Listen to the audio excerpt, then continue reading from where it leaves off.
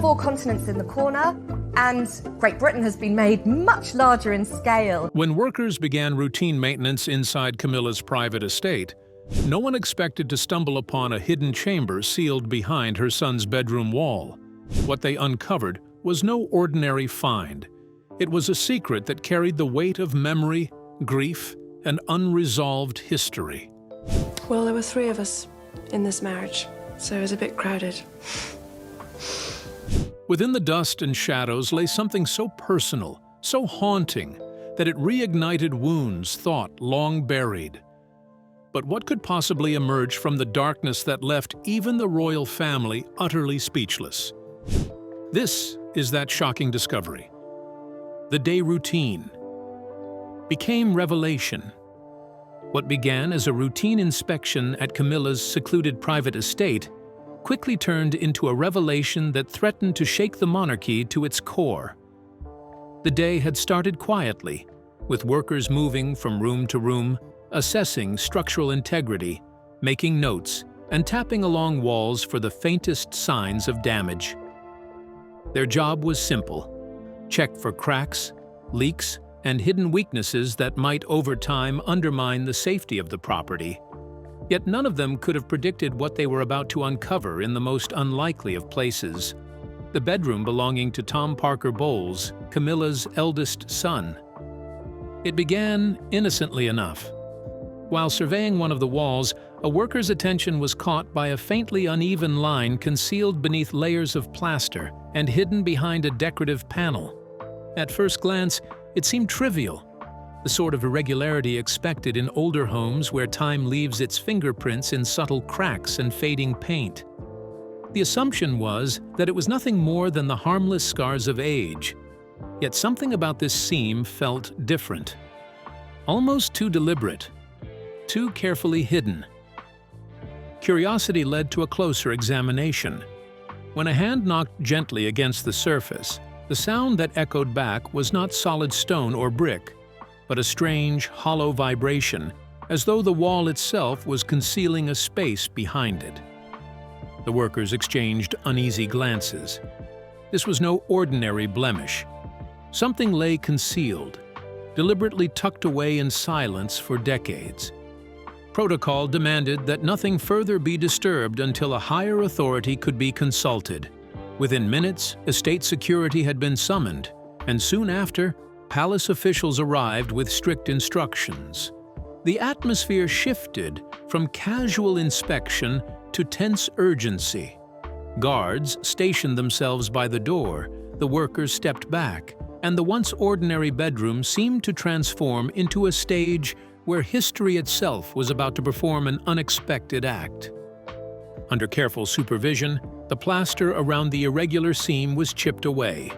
The room grew quiet, the air thick with anticipation.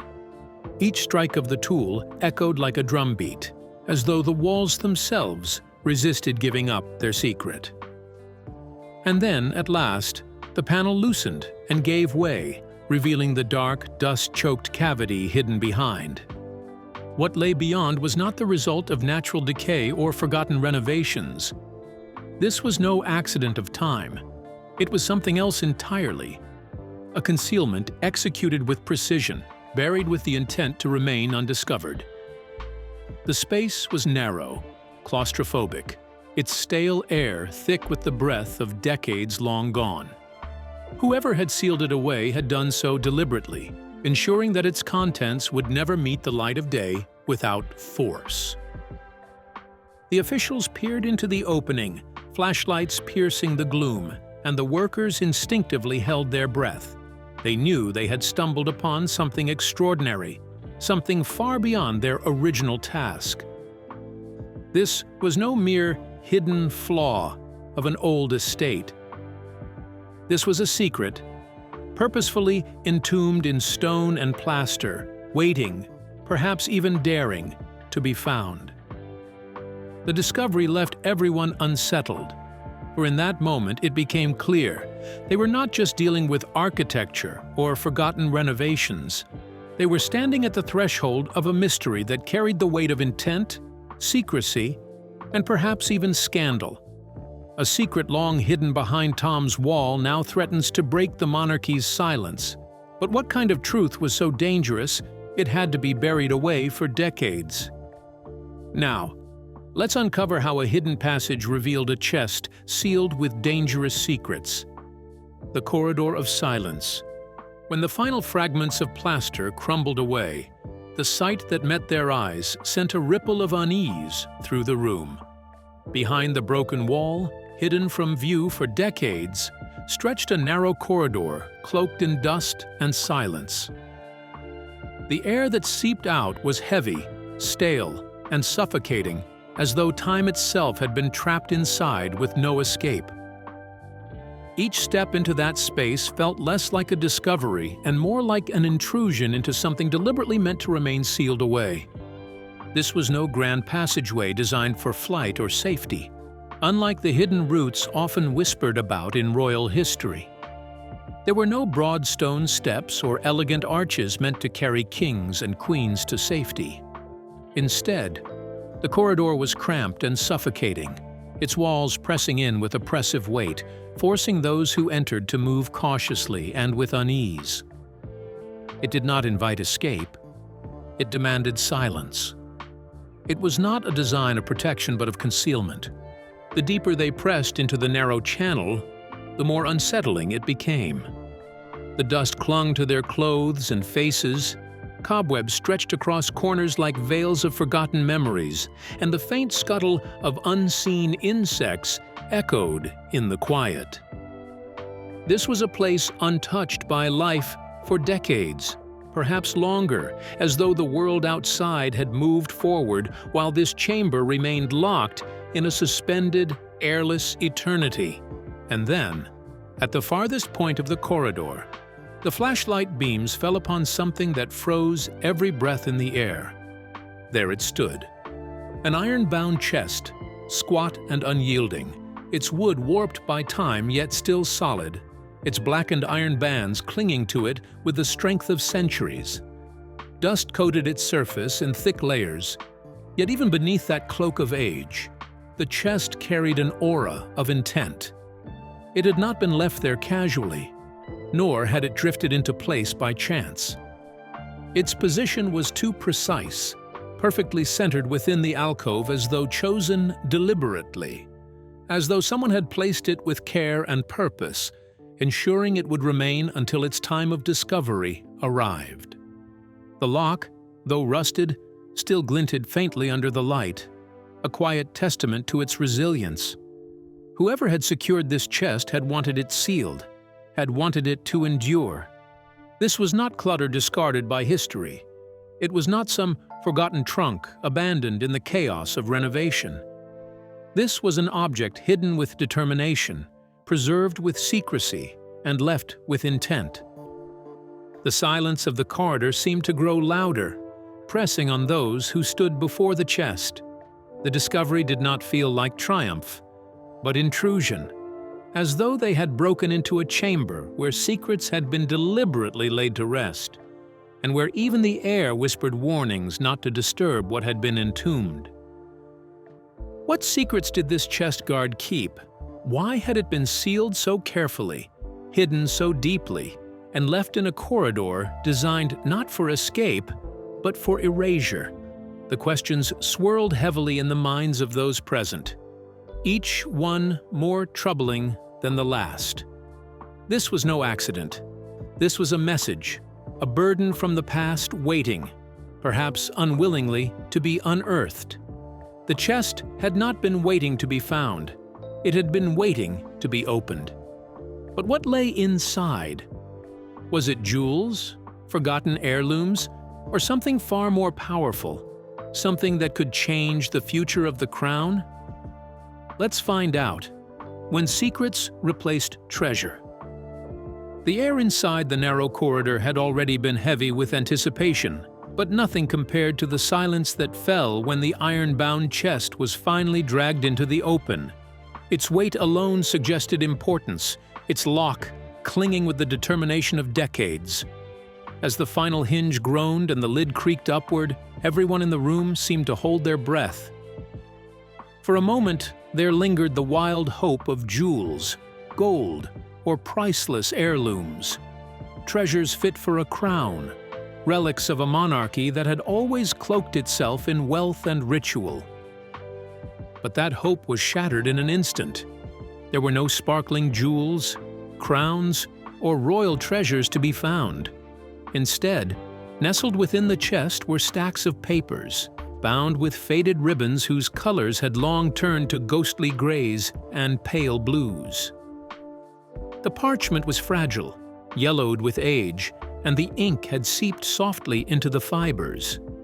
At first, the discovery seemed almost ordinary, mere scraps of paper where riches had been expected.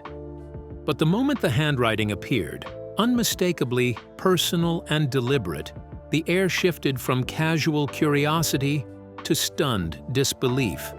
The penmanship was instantly recognizable.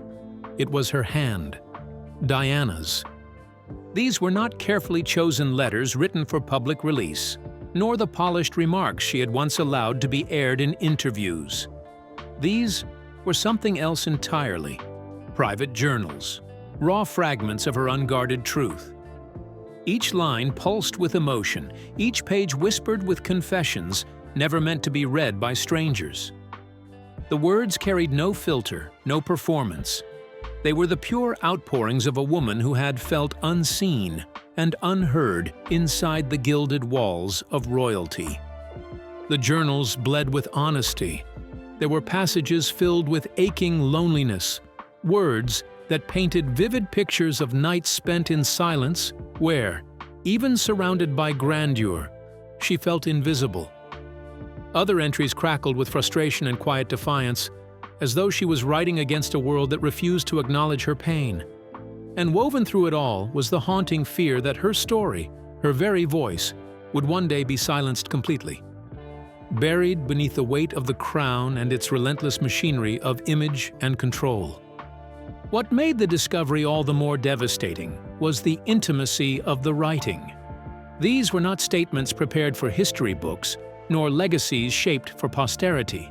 They were letters to herself, words intended to exist only within the safety of secrecy. Yet here they were, hidden behind a wall in Camilla's son's bedroom, waiting silently for decades until fate forced them back into the light. For those present, the realization was staggering. They were not handling artifacts of wealth, but fragments of a soul. Each ribbon-bound stack represented pieces of Diana herself, her voice, her pain, her truth. Resurrected in ink long after her passing, the air seemed charged with her presence, as though the room itself pulsed with the weight of what had been uncovered. This was no treasure of gold or jewels. This was far more dangerous, far more powerful. It was Diana's unfiltered voice, a voice that refused to be erased, and one that threatened to reshape everything the monarchy thought it had buried. Why was this secret uncovered in Tom's bedroom? And who is he? Could it be that the secret was always meant to be revealed through words, and that the man best placed to carry it forward is the one whose life revolves around them? Now, let's delve into why Diana's words surfaced in the hands of Tom Parker Bowles. When fate chose a writer. What stunned both the palace and the public was not just the contents of the discovery, but its astonishing location. This revelation did not emerge from a secret royal archive or a long-forgotten chamber in a centuries-old palace. Instead, it was hidden in the most personal and unexpected of places, behind the bedroom wall of Tom Parker Bowles, Camilla's eldest son. The intimacy of the setting made the find all the more shocking and profound. Tom has never carried the weight of royal titles, nor has he lived under the same suffocating glare of monarchy as William and Harry. He has remained an observer rather than a participant, tethered to the royal orbit through bloodlines and circumstance, but carving out his own life in a very different sphere. His identity has always been tied to words, not crowns, first as a journalist, later as a food critic and author, and always as a man who built his craft on language and narrative. His career has been one of interpretation, of shaping truth into stories for the world to read. And perhaps that was the cruelest irony of all, striking with the force of lightning. Hidden within his own quarters, sealed behind layers of plaster and stone, lay words that defied expectation. These were not carefully edited articles or sentences crafted to satisfy an audience. No, these were the raw, unguarded words of Diana herself, a voice unfiltered, unshaped, and fearless. For years, her truth had been restrained, softened, and redirected by the weight of the institution around her, yet now it spoke freely, impossible to ignore. For years, Diana herself had expressed a deep fear that her story, her real story, would one day be softened into myth or erased by official narratives.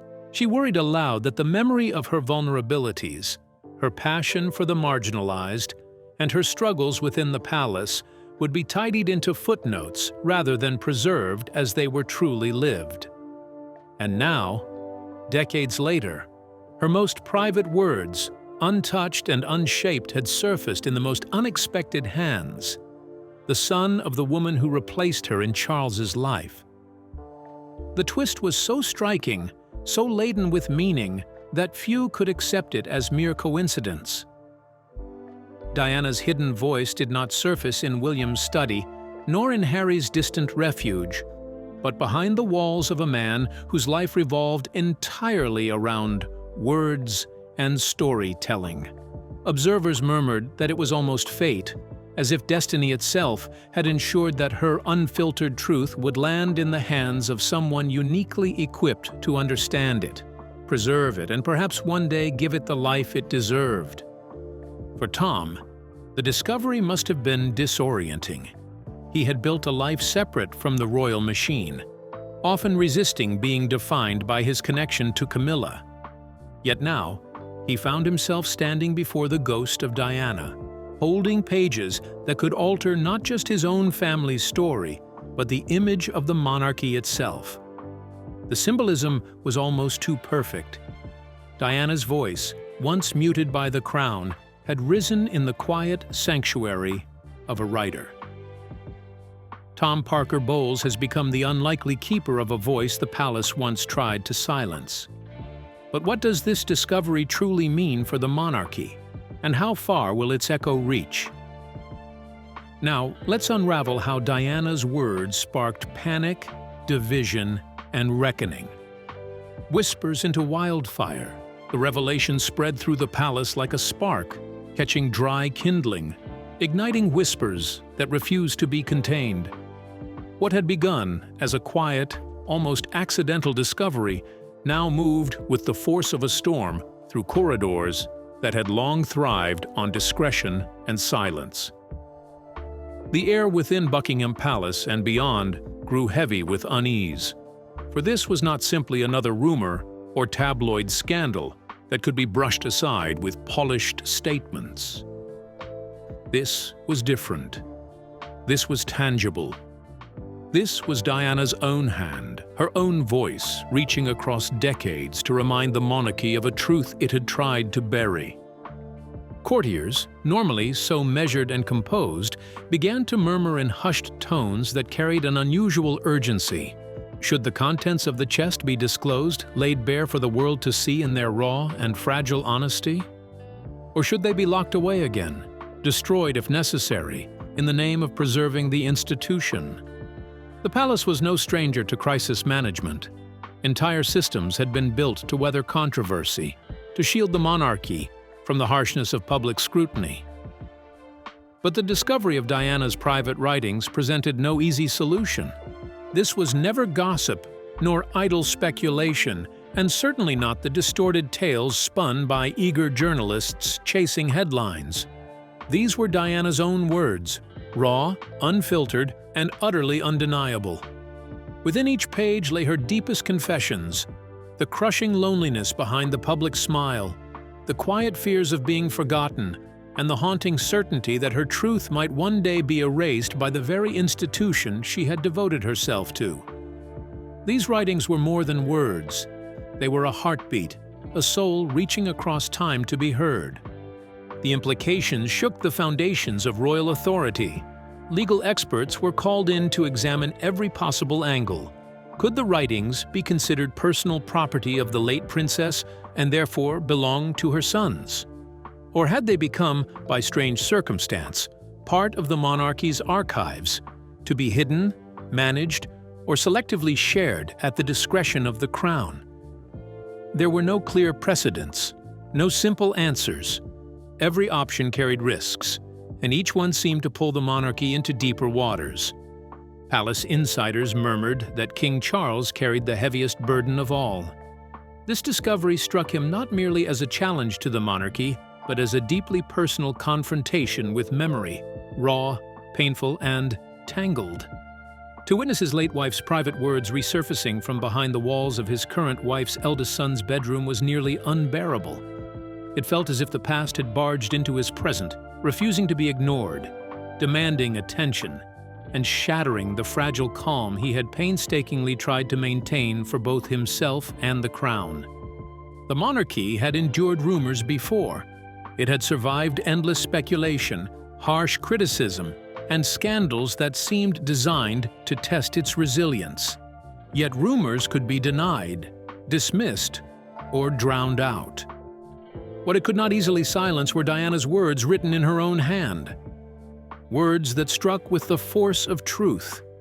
And now, those words had risen, not from archives or interviews, but from a hidden chamber in Camilla's son's private quarters. This revelation is a reckoning the monarchy cannot ignore. But how will William and Harry respond? Will they let it stay buried? Or will their actions give Diana's silenced voice the attention it demands? Now, let's explore how their divided grief awakened truths long hidden. Brothers divided, yet bound by Diana's voice. For Princes William and Harry, the hidden discovery was never about politics, palace rules, or public image. It struck far deeper, into the heart, the memories, and the wounds they carried. It was intensely personal, raw, and unbearably heavy. In that moment, the weight of history, secrecy, and loss collided, and all they felt was the sharp ache of grief. The moment they learned that the chest contained their mother's private writings, the air seemed to shift. These were not carefully drafted public letters or statements shaped for sympathy. They were Diana's most vulnerable words, raw and unguarded, pulled straight from the depths of her heart. For her sons, reading them felt like stepping into a time capsule of their mother's voice, honest, broken, hopeful, and afraid all at once. It was as if she had reached across time, speaking directly to them, bypassing the crown, the courtiers, and the history books. William, always cautious and protective of the monarchy's fragile reputation, immediately felt the weight of responsibility pressing down on him. He worried that if these deeply personal confessions ever reached the press, they would not be respected as their mother's truth, but ripped apart for headlines, sensationalized until their meaning was lost. To him, restraint felt like protection, a shield not just for the monarchy, but for Diana's dignity. He wanted to preserve her voice, not watch it be shredded into tabloid spectacle. Harry, on the other hand, felt no such hesitation. Freed by distance, both literal and emotional, he was outraged. To him, the very fact that their mother's words had been hidden in Camilla's son's private quarters felt like betrayal, piled upon betrayal. Diana had feared her voice would be silenced, and now, decades later, here was proof. For Harry, there was no time for caution. He demanded immediate transparency, insisting that her truth should not be controlled, filtered, or contained by the very institution that had often tried to bury it. Though their grief brought William and Harry together in shared sorrow, their instincts collided with searing intensity. Long-buried wounds, shaped by contrasting roles, life choices, and perspectives, resurfaced with undeniable force.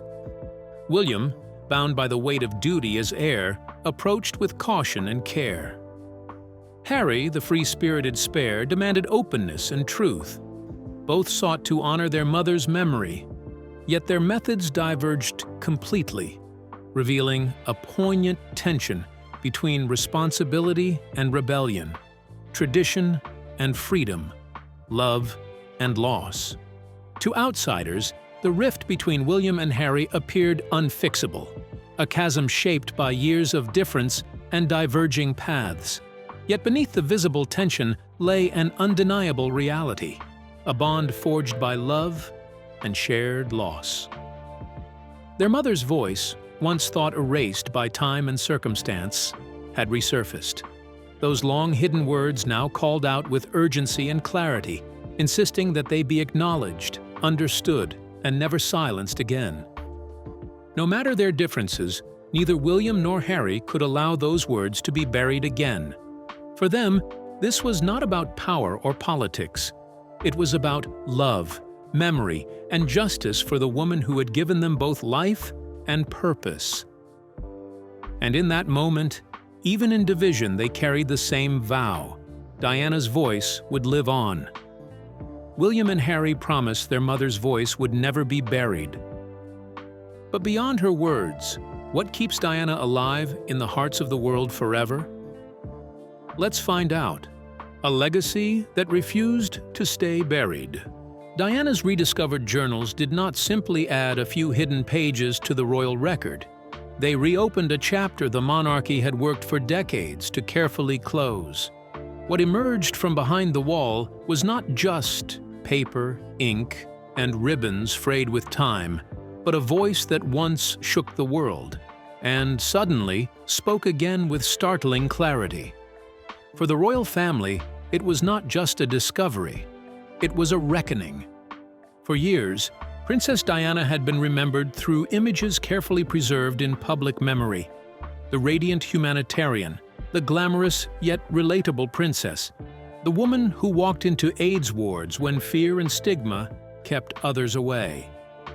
She had been celebrated as a champion of the vulnerable, a mother whose devotion to William and Harry softened the harshness of royal protocol, and as a global icon who campaigned against landmines with unmatched courage. Her compassion defined her, her empathy reshaped how the monarchy was seen, and her charitable work inspired millions across continents. But these journals unveiled something deeper, the heart behind the public figure. The Diana who emerged in these pages was not only the charitable princess the cameras adored, but also a woman who struggled with fears, who wrestled with invisibility, and who questioned whether her truth would ever survive beyond the palace walls. In fragile handwriting, sometimes shaky, sometimes sharp, she admitted her greatest dread, that her legacy would be softened, reshaped, or silenced by the very institution that had so often failed to hear her. This was not the Diana of glossy magazines or carefully edited interviews. This was Diana as she saw herself, unguarded, raw, emotional, and utterly human.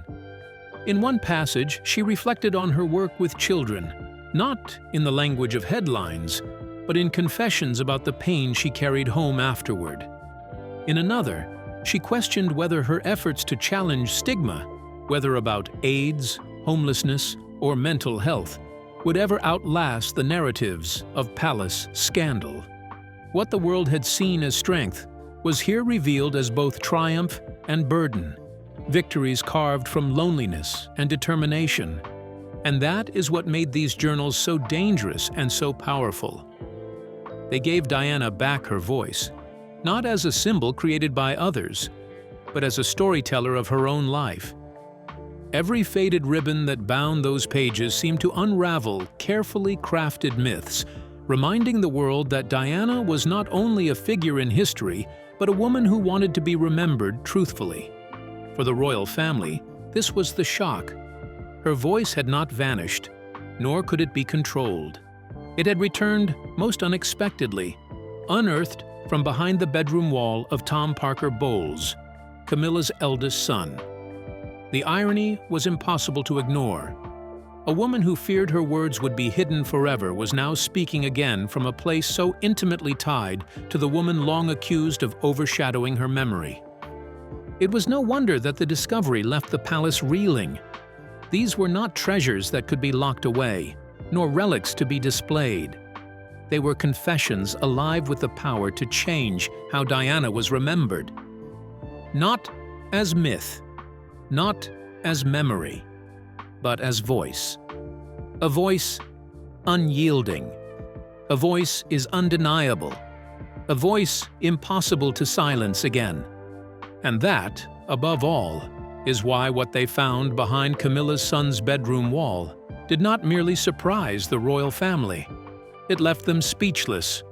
What do you think lies ahead for the monarchy now that Diana's voice rises?